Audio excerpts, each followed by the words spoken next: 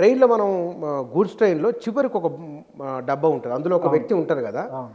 ఆయన ఒకే ఒక్కరు. ఇప్పుడు ఏం చదువుకొని ఉండాలే దానికి? తర్వాత ఆయన ఒక్కరే ఉంటారా? మరో ఎంప్లాయీ ఎవరైనా ఉంటారా? ఎట్లది? ఆయన డ్యూటీ ఏమిటి?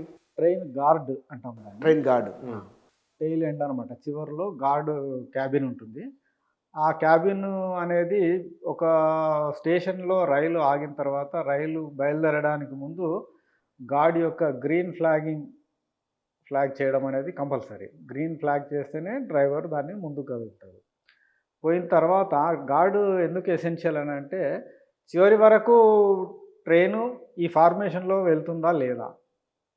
అది ఎన్‌ష్యూర్ చేసుకోవడం కోసం ఒకటి. ఇది గాకుండా ట్రైన్ రన్నింగ్‌ని మానిటర్ చేస్తుంటాడు వేరియస్ పారామీటర్స్. ఏదన్నా అన్‌యూజువల్ సౌండ్ ఏమన్నా ఎక్కడన్నా వచ్చిందా? ఆయనకెట్ట వ్యవస్థ ఉంటదా ఆయన దగ్గర? ఆయన దగ్గర కమ్యూనికేషన్ వ్యవస్థ ఉంటదా? ఉంటుంది. చివరి డబ్బాలో. చివరి డబ్బాలో వాకీ టాకీలు ఉంటాయి. హ్మ్. ఆయన రెగ్యులర్‌గా కమ్యూనికేషన్ చేస్తూ ఉంటాడు పైలట్ తోటి, లేదా స్టేషన్ వస్తే స్టేషన్‌లో ఉండే స్టేషన్ సిగ్నలింగ్ వ్యవస్థతోటి. గార్డు లేకపోతే మధ్యలో ఒకవేళ ఇన్‌కేస్ అన్‌ఫార్చునేట్ ఈవెంట్‌లో కప్లింగ్ ఊడిపోయి కొన్ని బోగీలు మిగిలిపోయే అవకాశం ఉంటది కదా! కొన్ని హాఫ్ ఫార్మేషన్ తోటనో, ఇన్‌కంప్లీట్ ఫార్మేషన్‌తో ట్రైన్ ముందుకెళ్ళిపోవచ్చు. సో, గార్డ్ అటువంటియి కనిపెట్టుకొని చూస్తాడు. ప్లస్ ఫార్మేషన్ అంతా ప్రాపర్‌గా ఉందా లేదా అనేది గార్డ్ యొక్క బాధ్యత. అతను ఒక్కడున్నప్పటికీ అతనికి సంబంధించిన సేఫ్‌గార్డ్‌కు ఉండాల్సిన అన్ని వ్యవస్థలు ఆ గార్డ్ క్యాబిన్‌లో ఉంటాయి. కానీ పైగా గూడ్సు, గూడ్స్ జనసంచారం ఉండదు. ఎవరితో అవును. మాటలుండవు. అవును. కొన్నిసార్లు టన్నెల్ల నుంచి వస్తూ ఉంటది. ఫారెస్ట్‌లో యెస్. వస్తూ ఉంటది. యెస్. యెస్. కొంచెం స్లో డౌన్ ఆ అవుతూ ఉంటది. రకంగా కొంచెం మానసికంగా ధైర్యంగా ఉండాల్సిన వ్యక్తులు. ఆ ట్రైనింగ్ గూడా ఉంటది. వాళ్ళు వాళ్ళ రిక్రూట్‌మెంట్‌లో ట్రైనింగ్ ట్రైనింగ్ ఇస్తారా? ప్రాసెస్‌లో ఇస్తారు. ఏం క్వాలిఫికేషన్ ఏముండాలి? గూడ్స్ గార్డుకు గ్రాడ్యుయేషనే క్వాలిఫికేషన్. జీతం బానే ఉంటదా? మంచి జీతం ఉంటుంది. రన్నింగ్ అలవెన్స్‌లు ఉంటాయి. మంచి పే అండ్ పర్క్స్ ఉన్న ఎన్ని గంటల డ్యూటీ? అది అదే మామూలుగా అయితే 6-8 అవర్స్ డ్యూటీ. ఒక్కోసారి గూడ్స్ సంబంధించి అంటే లైన్ క్లియరెన్స్ వల్ల, ఎందుకంటే మన రైల్వేలో ఫస్ట్ ప్రియారిటీ అనేది ఎప్పుడు ప్యాసింజర్ ట్రైన్స్‌కే ఉంటది. కాబట్టి గూడ్స్ డ్రైవర్‌లకు గానీ, గూడ్స్ గార్డ్‌లకు గానీ కొంత ఎక్స్‌టెండెడ్ అవర్స్ ఉంటాయి. బట్ దాన్ని కంపెన్సేట్ చేస్తూ తగిన విధంగా ఓటీలు అవి ఇస్తారు. కంపెన్సేట్ చేస్తారు అంటే ఇప్పుడు అతనికి మిగతా మా మార్గ మధ్యలో టీనో, చాయ్‌నో అంటే ఇంక అవకాశాలేమి ఇంక అటువంటి అవకాశాలు ఎక్కడ ఉంటాయి? ఉండవు. ఒంటరి ప్రయాణం. ఉండవు. ఒంటరి ప్రయాణం. ఒంటరి ప్రయాణం. కానీ ఈ రోజుల్లో అంటే కొంత టెక్నాలజీ పెరిగింది. టెక్నాలజీ. ఉన్నాయి. యాహ్! ఆయన ఎంబడి కంప్యూటర్ తీసుకపోతే సినిమా చూడొచ్చు, ఏమైనా చేయొచ్చు కదా! అవును. ఆ రోజుల్లో చాలా కష్టం కదా! చాలా కష్టం పాపం పూర్వం ఉద్యోగం చేసిన వాళ్ళు చాలా టఫ్ సిచ్యువేషన్స్ పైగా ఫేస్ చేసి ఉంటారు. మాట్లాడే కూడా వాళ్ళు. అవును. 7-8 గంటలు మనిషితో కానీ వాళ్ళకి ఇప్పుడైతే గూడ్స్ గార్డ్‌లకు గానీ, పైలట్‌లకు గానీ, ఈవెన్ వాళ్ళ డ్యూటీలో జాయిన్ అయ్యే ముందు ఒక అరగంట సేపు యోగా చేసుకునే సదుపాయం కూడా కల్పించారు ఇప్పుడు. వాళ్ళ కోసం స్పెషల్‌గా యోగా రూమ్స్ అని, సైకలాజికల్ కౌన్సిలింగ్ లాంటి విధానాలు కూడా చేశారు. ప్లస్ వీళ్ళకన్నీ ఈ రన్నింగ్ రూమ్స్ అనేటివి ఉంటాయి. ఫర్ ఎగ్జాంపుల్ కాజీపేటలో కూడా రన్నింగ్ రూమ్ ఉంటుంది. ఒకవేళ అక్కడే దిగిపోవాల్సి వస్తుంది. ఇప్పుడు రాజధాని గార్డు బల్లార్షా వరకు పోతాడు. కానీ అన్ని ట్రైన్ల గార్డు బల్లార్షా వరకు పోడు. అవసరమైతే కాజీపేటలోనే చేంజ్ అయిపోతారు క్రూ. మేజర్ క్రూ అంటే ఎవరు? ఈ పైలట్లు, గార్డు. వీళ్ళు ముగ్గురు core crew of A train. అక్కడ రన్నింగ్ రూమ్ ఉంటుంది. అక్కడ వెళ్ళగానే ఏ వేళకు ఆ వేళ టిఫిన్లు, భోజనాలు, రెస్ట్ తీసుకోవడానికి బెడ్స్, ఇటువంటి అన్ని సదుపాయాలు ఉంటాయి. స్నానం చేయడానికి బాత్రూమ్లు, అన్ని సదుపాయాలు వాళ్ళకు కల్పిస్తుంది రైల్వే గూడ్స్. మనం ఎవరి నమూనా ఆధారంగా మన దగ్గర ఇది రూపొంది ఇంగ్లాండేనా?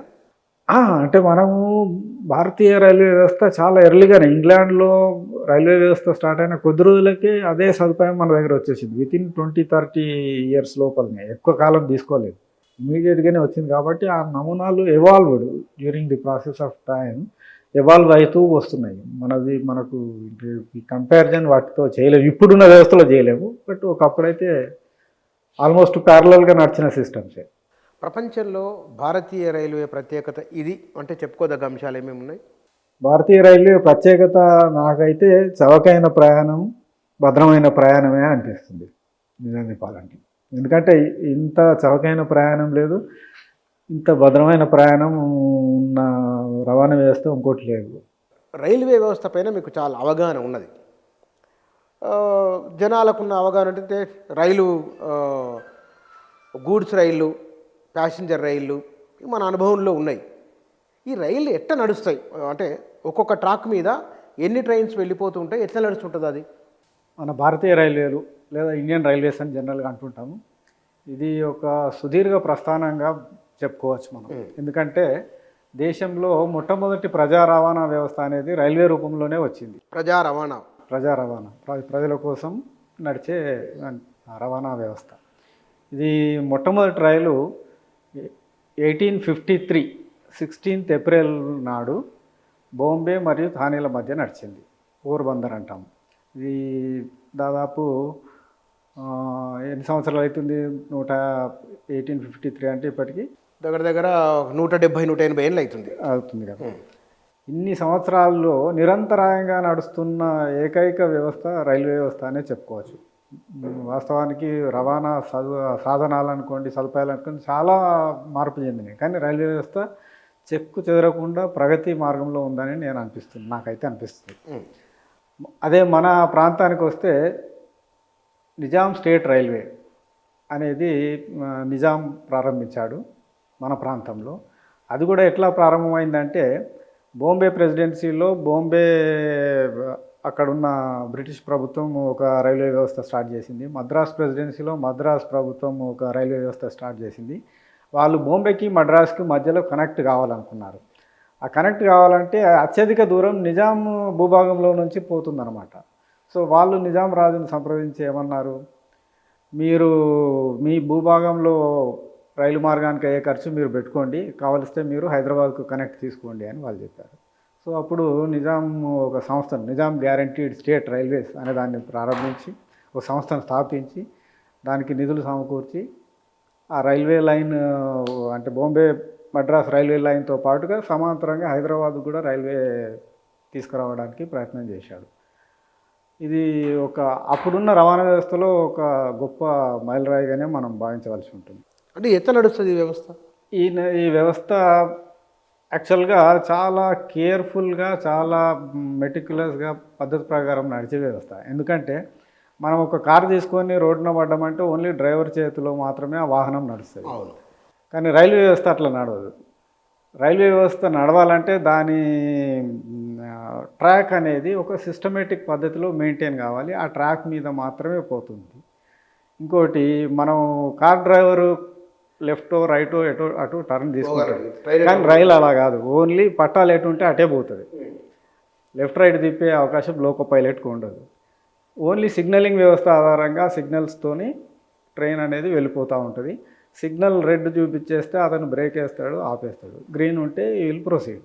ఇప్పుడు ఉదాహరణ ఎన్ని జోన్లు ఉన్నాయి రైల్వే జోన్లు మన దగ్గర? మొత్తము ఇప్పుడు కొత్తగా ఏర్పడబోయే సౌత్ కోస్ట్ రైల్వేతో కలుపుకుంటే 19 జోన్లు అవుతాయి. ఇప్పుడు 19 జోన్లు. 19 జోన్లు అంటే ఎట్లా చేస్తారు? జోన్లు ఎట్లా విడగొడతారు? ఈ ప్రాతిపదిక ఇది సింపుల్ అడ్మినిస్ట్రేటివ్ కన్వీనియన్స్ కోసము విభజించేది. ఎందుకంటే మొత్తం ఇండియన్ రైల్వేస్ ఒకే దగ్గర ఉంటే పరిపాలనా సౌలభ్యం కొంచెం కష్టమే కదా. అన్ని ఆస్పెక్ట్స్ చూసుకోవడం అనేది చాలా కష్టం. కాబట్టి దీన్ని పరిపాలన సౌలభ్యం దృష్ట్యా మాత్రమే విభజించి పెట్టుకున్నారు. ఎందుకంటే రాష్ట్రాల బౌండరీలు అనేటివి జోన్ కాదు. ఎందుకంటే రాష్ట్రాలు ఎక్కువ ఉన్నాయి, జోన్లు తక్కువ ఉన్నాయి. నిన్న మొన్నటి వరకు కూడా మనకు ఇప్పుడు ఫర్ ఎగ్జాంపుల్ ఇప్పుడున్న సౌత్ సెంట్రల్ రైల్వే 6 రాష్ట్రాల పరిధిలో ఉంది. ఒక తెలంగాణ కాదు, ఆంధ్రప్రదేశ్. తెలంగాణ మన సికింద్రాబాద్ హెడ్ ఆఫీస్లో ఏ రాష్ట్రాలు? 100% of Telangana, almost 80-85% of Andhra Pradesh, almost ఒక 60% ఆఫ్ మహారాష్ట్ర, మధ్యప్రదేశ్, కొద్ది భాగం తమిళనాడు, కొంత కర్ణాటక. ఇన్ని రాష్ట్రాల్లో విస్తరించున్నది ఇప్పుడు ఈ దక్షిణ మధ్య రైల్వే. దాదాపు 6,500 కిలోమీటర్ల ట్రాక్ తోటి ప్రజలకు నిరంతరాయంగా సేవలు అందించే వ్యవస్థ రైల్వే.